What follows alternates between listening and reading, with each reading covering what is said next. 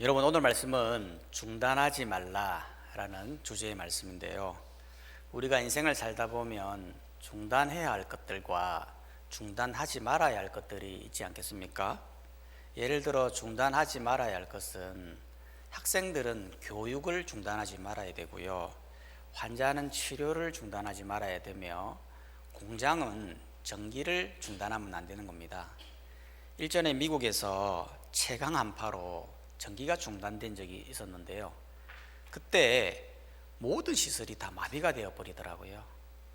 공장은 멈추고 사람은 얼어 죽고 전기는 폭탄 요금이 나오고 중단하면 안 되는 것들이 많이 있는 거죠. 하지만 이와 반대로 중단해야 할 것도 있는 것이거든요. 예를 들어 우리들의 잘못된 습관들, 술과 도박, 가소비, 불같은 성격, 과도한 유튜브 시청. 최근에 한국에 외국인들이 오면 깜짝 놀란다잖아요.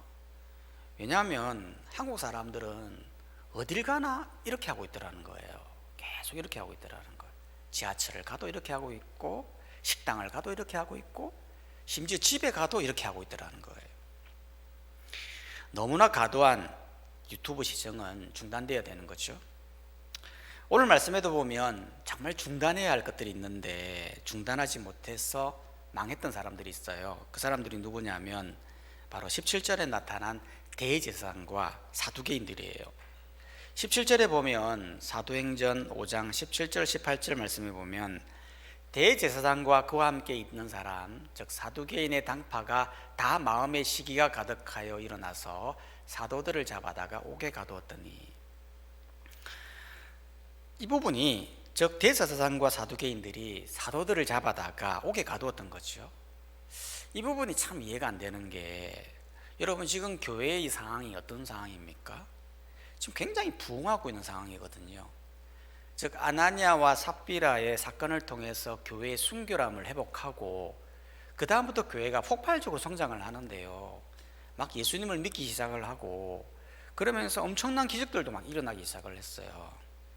그래서 15절에 보면 사도행전 5장 15절에 보면 심지어 병든 사람을 메고 거리에 나가 침대와 요유에 누이고 베드로가 지나갈 때에 그의 그림자라도 누구에게 덮일까 바라고, 베드로가 지나갈 때 그림자라도 덮이면 나을 정도의 엄청난 기적과 부흥들이 일어나고 있다는 거예요.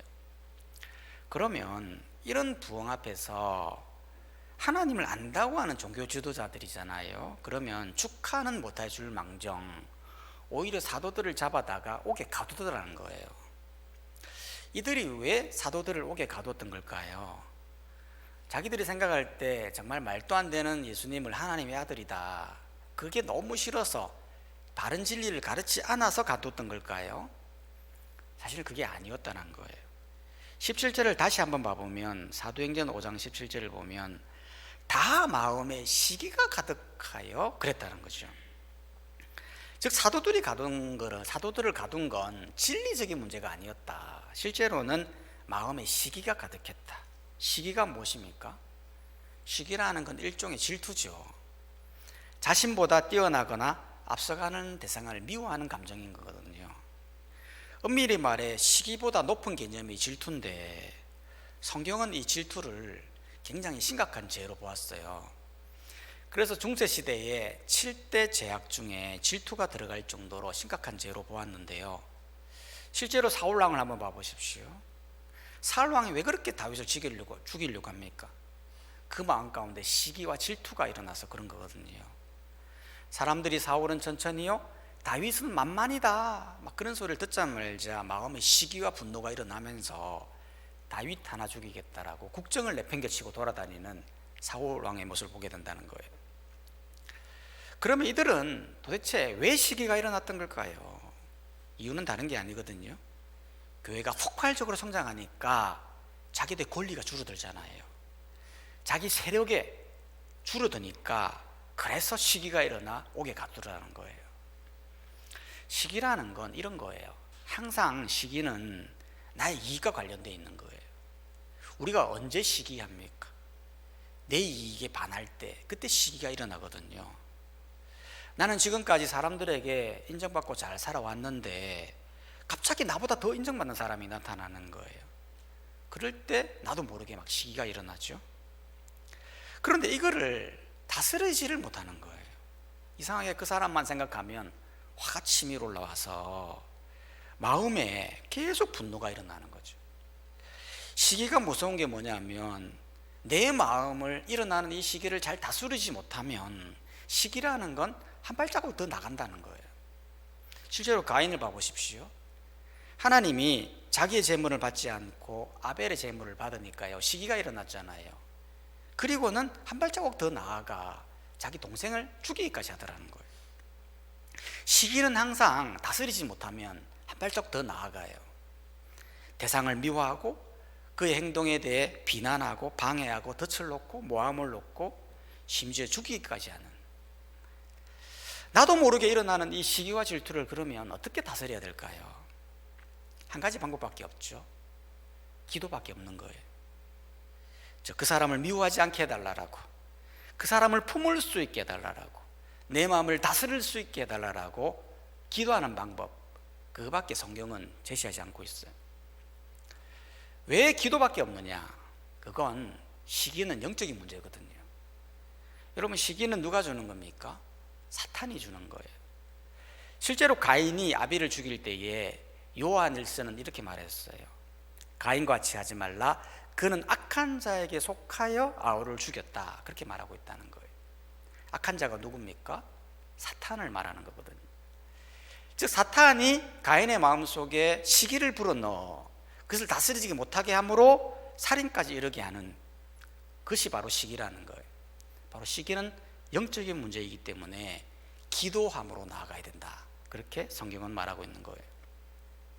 시기와 질투를 받을 때도 마찬가지예요. 나는 정직하게 성실하게 일하는데 갑자기 나를 미워하는 사람이 생기는 거예요. 물론 내가 잘못해서 미워받을 수도 있어요.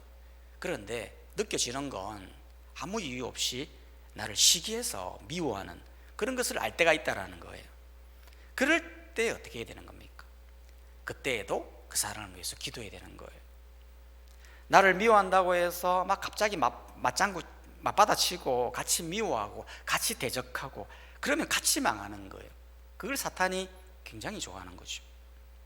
실제로 예수님도 보면 십자가상에서 사람들이 얼마나 예수님을 미워했습니까? 진짜 말로 담을 수 없는 욕들과 조롱들, 심지어는 십자가에서 내려오라 침을 뱉고 욕을 하고 조롱을 했습니다. 그럴 때 예수님이 취했던 방법이 무엇일까요? 하나님께 기도하더라는 거예요. 아버지여, 저들을 사하여 주옵소서. 자기들이 하는 것을 알지 못하나이다. 예수님은 충분히 대적할 수도 있고 말로 대적할 수도 있는데 하나님께 기도하는 거예요. 시기는 영적인 문제이기 때문에 기도만이 정답이다라는 것을 보여주시는 거죠. 이들은 시기가 일어날 때 다스리지 못함으로 한 발자국 더 나아가 사도들을 감옥에 가두는 잘못된 행위를 했던 것입니다. 그렇기 때문에 우리는 이런 시기 앞에서 기도함으로 시기를 중단하는 우리의 모습이 있어야 될 것입니다.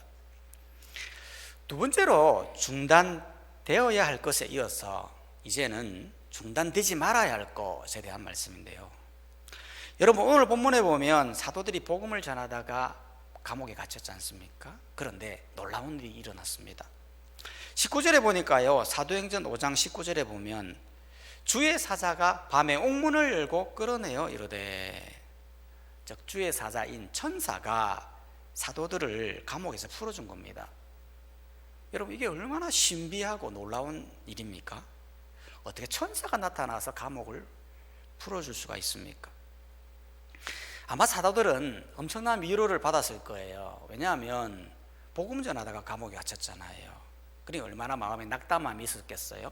그런데 천사가 나타나 풀어주니 얼마나 신비하고 또 감동이 되었을까요? 그런데 문제는 지금까지는 좋았는데요, 그 다음이 문제였어요. 주의 사자가 옥문을 열어주고서는 뭐라고 얘기했냐면 20절에 보면, 사도행전 5장 20절에 보면 가서 성전에 서서 이 생명의 말씀을 다 백성에게 말하라, 그렇게 이야기했다는 거예요. 아니, 우리가 생각할 때는 사도들이 이렇게 고생해서 감옥에 풀려났으면 좀 쉬어가도 되지 않았습니까? 감옥 생활 얼마나 힘들고 어려웠겠습니까? 당시 로마 감옥은 기록에 보면 감옥 자체가 흐름해서 바람이 숭숭숭 들어오는 추위와 견뎌야 되고, 또한 식량도 많이 주지 않아 배고픔에 처해야 되며, 또한 죄수들의 피비린내로 진동하는 그런 곳이 로마 감옥이었다고 해요. 그런 곳에서 고생했잖아요. 그러면 천사가 풀어줬으면 가족들도 좀 만나게 하고, 잠도 좀 자게 하고, 음식도 좀 먹게 해서, 그래서 충전해서 보내도 되지 않습니까? 그런데 천사는 풀어주는 거는 좋은데 지금 바로 가서 말씀을 전하라는 거예요. 아니, 왜 그랬던 걸까요? 그 이유는 다른 게 아니었어요.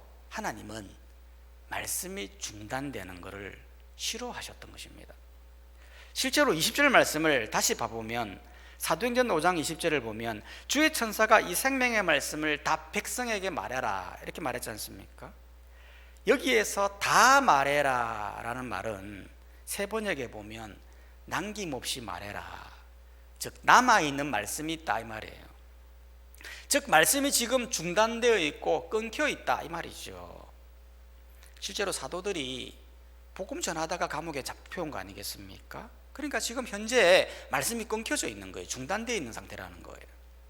그렇기 때문에 이 끊겨 있는, 중단되어 있는 나머지 말씀을 아낌없이 남김없이 다 전해라, 그거를 위해 보냈던 겁니다. 아니, 하나님은 도대체 왜 이렇게 중단되어 있는 말씀, 중단되어 있는 것을 왜 이렇게 싫어하는 걸까요? 그 이유는 다른 게 아니죠. 20절에 보면 말씀을 생명으로 보는 거예요. 이 생명의 말씀을 백성에게 말하라. 말씀 자체를 단순히 지식, 교훈, 강연, 좋은 말, 교훈 이런 거를 본 게 아니고 말씀 자체를 생명으로 보는 거예요. 그러니까 하나님의 마음에는 한시도 급한 거예요. 빨리 그 남은 말씀 증거해서 그 사람들을 구원해야 된다라고 하는 이 시급적인 하나님의 마음을 볼 수가 있는 거예요. 실제로 만약 제자들이 말씀이 끊겨진 채로 계속 감옥에 있었다면 그들은 나머지 말씀인 이 복음의 핵심을 몰라서 구원받지 못했을 거예요. 그렇기 때문에 하나님은 한 생명이라도 더 구원하기 위해 빨리 가서 전해라, 남은 말씀 그거 전해야 된다, 그렇게 말했던 것입니다. 이것은 우리도 마찬가지다라는 거예요. 여러분, 말씀은 중단하면 안 되는 거거든요. 이번 코로나로 인해서 얼마나 많은 사람들이 말씀이 중단되었습니까? 이번에 전도를 해보니까요, 알겠더라고요. 금요일에 전도 모임이 있어서 물티슈를 들고 전도를 했는데요, 의외로 반응이 좋은 거예요. 여러분, 보통 전도를 하면 사람들의 반응이 냉담하잖아요. 뭐 휴지를 주고 뭐 예수님 믿으세요, 교회 나오세요 해도요, 그냥 무시한다거나 귀찮아한다거나 말도 안 한다거나 그렇게 하거든요. 근데 이번에 나누어 주는데요, 사람들이 막 반겨요. 감사합니다 라면서 그 휴지 안에 무슨 내용이 있는지 막 뚫어서 보기도 하고요. 물론 어떤 사람들 중에는 나는 불교입니다 라면서 거부하는 사람도 있었어요. 근데 전체적으로 느끼는 감정은 뭐냐면 다 반기더라는 거예요. 그걸 보면서 제가 느낀 게 뭐냐면, 하나님의 말씀은 중단되면 안 된다, 사람들이 말씀을 기다리고 있었구나, 계속 전파해야 되겠다, 그런 마음이 들었었습니다. 실제로 여러분, 우리가 말씀을 전파하지 않으면요, 사람들은 구원받을 길이 없어요. 실제로 보이지도 않고 잡히지도 않는 그 하나님을 어떻게 믿게 하겠습니까? 그냥 하나님이 짠 하고 나타나시면 사람들 다 믿겠죠. 근데 하나님의 방식은 그게 아닌 거예요. 하나님의 방식은 보이지 않는 그 하나님을 믿게 하는 방법에는 두 가지 방법이 있어요. 첫 번째는 그리스도인의 착한 행실을 통하여 믿게 하는 거예요. 실제로 성도가 이 땅에서 빛으로 소금으로 살면 사람들이 저 사람은 왜 그렇게 착하게 살지? 저 사람은 하나님을 믿어서 그래. 그러면 나도 하나님 믿어봐야 되겠다. 그런 착한 행실을 통해서 믿게 되는 거예요. 하지만 그 방법은 보통 일반 세상 사람들도 다 아는 방법이에요. 일반 세상 사람들 얼마나 착한 사람, 선하게 사는 사람, 선한 행실로 선행을 많이 하는 사람 얼마나 많습니까? 그거는 약간 한계가 있는 거예요. 그렇기 때문에 하나님을 믿게 하는 두 번째 방법이 확실한 방법이 어떤 방법입니까? 우리가 전파하는 거예요. 우리의 입술을 통하여 전파하는 그 복음의 말씀을 듣고 믿는 거예요. 그렇기 때문에 성경은 말하거든요. 전파하는 자가 없이 어찌 믿으리요? 전파하지 않으면, 말씀을 전파하지 않으면 하나님을 못 믿는다는 거예요. 이걸 반대로 이야기하면 우리가 말씀을 중단해버리면, 말씀을 전하지 않으면 절대 구원을 이룰 수 없다는 것을 말하고 있는 거예요. 그렇기 때문에 우리는 무엇보다도 이 말씀 전파하는 것을 중단하면 안 돼요. 내가 있는 현장 속에서 또한 교회를 통해서 여러분의 삶의 모습을 통하여 말씀을 끝까지 전파해야 되는 거예요.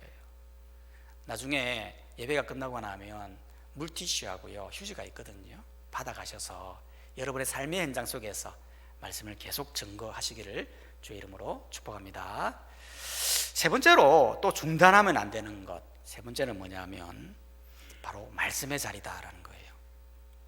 이게 무슨 말이냐면 여러분, 주의 천사가요 사도들에게 성전에 가서 남은 말씀을 전하라 이렇게 말하지 않았습니까?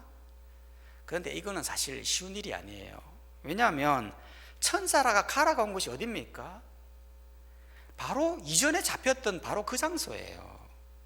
그 장소에 다시 가면 어떻게 됩니까? 또 잡히는 거예요. 그런데 이번에 잡히면 가중처벌되는 거죠. 실제로 여러분, 죄수가 감옥을 타러 가면요 탈옥죄가 더 추가되잖아요. 물론 네덜란드라는 나라는 탈옥을 해도요 탈옥죄가 추가가 안 된대요. 왜냐하면 네덜란드는 자유를 신봉하는 나라다 보니까 탈옥하는데도 자유가 보장이 된대요. 그래서 탈옥 그 자체는 죄가 안 된대요. 근데 지금은, 그런데 이때 당시에는 탈옥하면 무조건 가중처벌이잖아요. 그런데도 불구하고 이 제자들은 그것을 다 알고도 하나님 말씀 앞에 순종해서 실제로 전하거든요. 이것도 대단한데 더 대단한 건 이 말씀을 듣고 있는 이 백성들이 더 대단하다는 거예요. 실제로 사도들이 감옥에 풀려나서 천사가 가라고 한 곳에 갔더니 그곳에서 사람들이 있었다는 거예요. 사도들이 갔던 그 시간이 언제냐면 21절에 보면, 사도행전 5장 21절에 보면 그들이 듣고 새벽에 성전에 들어가 가르치시더니, 새벽에 간 거예요. 새벽에 가면 사람들이 없어야 되는데 그 자리를 지키고 있는 사람들이 있더라는 거예요. 그곳에 있기가 사실 쉽지가 않거든요. 왜냐하면 자기들이 보는 눈앞에서 사도들이 붙잡혀가는 걸 보았잖아요. 그러면 그 자리를 지키고 있으면 또 사도들이 와서 복음 전하면 자기들도 붙잡혀갈 수 있는 거 아닙니까? 그게 굉장히 불안할 수 있는 자리라는 거예요. 그런데 이들은 어떤 환경 속에서도 예배의 자리를, 말씀의 자리를 지키는 모습을 볼 때에 이들의 모습이 참으로 대단하다는 거예요. 우리도 마찬가지라는 겁니다. 여러분, 절대 중단하지 말아야 할 자리가 뭐냐면 바로 예배의 자리, 말씀의 자리다라는 거예요. 이번 코로나로 인해서 얼마나 많은 예배의 자리가 무너졌는지 모르죠. 교회로 보면 30% 이상이 지금도 아직도 예배의 자리 무너져서 교회를 나오지 않고 있습니다. 여러분, 우리에게 주어진 이 예배의 자리, 이 말씀의 자리는요 결코 가벼운 자리가 아니거든요. 하나님이 직접 이 예배 자리를 통하여서 성도들에게 직접 임재하시고 하나님의 말씀을 선포하시는 위대한 자리가 이 예배의 자리인 거예요. 그렇기 때문에 이 예배의 자리는 어떤 경우라도 중단하면 안 돼요. 핍박이 온다고 중단하고, 코로나 온다고 중단하고, 환경이 바뀐다고 중단하고, 절대 하면 안 되는 자리가 바로 예배 자리라는 거예요. 실제로 구약에 보면요 하나님은 특별한 장소를 지정해서 그곳에서만 예배하라고 했었어요. 아니, 왜 많고 많은 장소 중에 특별한 장소에서만 예배하기를 원하셨던 걸까요? 그건 우상이 넘쳐나는 그 시대 가운데서 그곳만큼은 특별하게 거룩하게 하셔서 자신과 백성이 만나는 통로로, 하나님이 임재하는 장소로 사용하기 위해서 그렇게 특별한 장소를 지정했던 거죠. 하지만 오늘날은 구약 때처럼 특별한 장소를 지정하지는 않습니다. 내가 있는 곳, 그곳이 예배하는 자리라고 한다면 그곳이 어떤 곳이 되었든 간에 그곳은 특별한 자리가 되는 겁니다. 왜냐하면 그곳에 하나님이 임재하시고 하나님의 말씀으로 선포하시고 하나님이 영광 받는 엄청난 자리가 예배의 자리이기 때문에 우리는 어느 곳에 있든지 예배의 자리를 중단하면 안 된다는 것입니다. 성경 공부의 자리도 마찬가지예요. 오늘부터 생명의 삶 성경 공부를 시작하게 되는데요, 저는 이 자리가 굉장히 중요하다고 보는 거죠. 왜냐하면 이 성경 공부를 통하여 구원의 확신을 얻고 성경 공부를 할 수 있는까지 수준까지 올려가며 신앙의 모든 질문에 대한 해답을 내려주기 때문에 이 생명의 삶, 말씀의 자리가 너무나도 중요하고 생각하는 것입니다. 그렇기 때문에 여러분 중단하지 말고 계속해서 이어가야 되는 것입니다. 아모스 8장 11절은 이렇게 말하거든요. 주 여호와의 말씀이니라. 보라, 날이 이를지라 내가 기근을 땅에 보내리니 양식이 없어 주림이 아니며 물이 없어 가람이 아니요 여호와의 말씀을 듣지 못한 기갈이라. 하나님이 보시는 것은 말씀을 듣지 못하는, 말씀의 자리를 이탈해 있는 사람들을 보면서 굉장히 안타까워하는 거예요. 재앙을 내려서라도 그들을 다시 한번 예배 자리를 끌어오려고 하는 그 하나님의 마음을 우리가 기억해야 되는 거예요.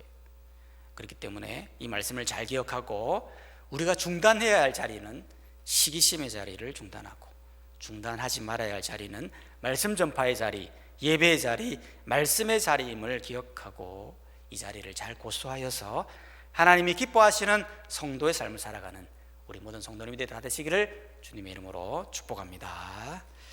이 시간 다 함께 말씀을 생각하시면서 함께 기도했으면 좋겠습니다.